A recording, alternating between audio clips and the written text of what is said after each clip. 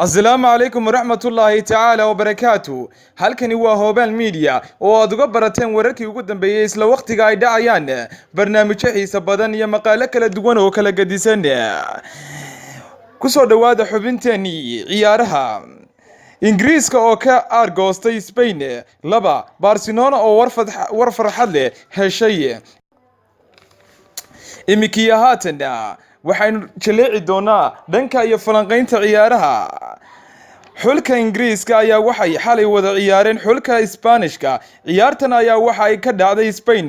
Ingiriiska ayaa waxay ku soo galeen dardar iyaga oo maanka ku haya guuldaradii dhabarjabka ahayd ee ay kala kulmeen Spain markii garoonkooga lagu ciyaarayay. Ingiriiska ayaa bilaabay gool dhalinta iyada oo kubad qurux badan oo ay wada dheeleen xidigaha Harry Kane iyo Rashford uu dhameystiray laacibka kooxda Man City Raheem Sterling. Ingiriiska halka kuma ay joogsan iyaga oo markan oo uu goolka labaad u dhaliyay Rashford kadib caawin uu ka helay Harry Kane.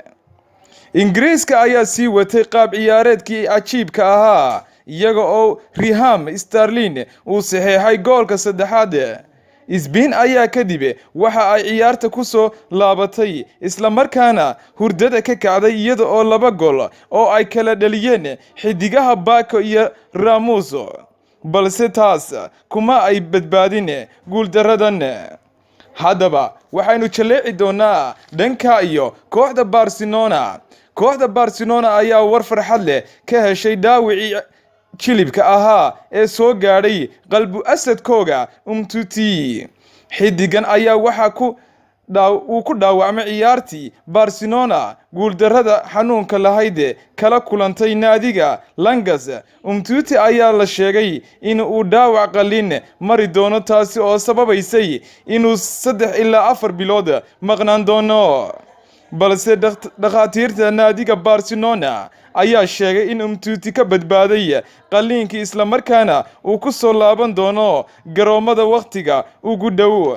daawadayaal intaana waxay nagu xubnaheeni ciyaaraha oo aad kala socoteen ama aad uga barateen Hobel Media. waxaa idin daadihinayay maqaalka anigoo ah Ayaale Maxamed Aadan ayaa la Talyaani. dhanka isku dabaridka soo qaban qaabinta waxay igu wehelinayay Cabdicasiis Mataane.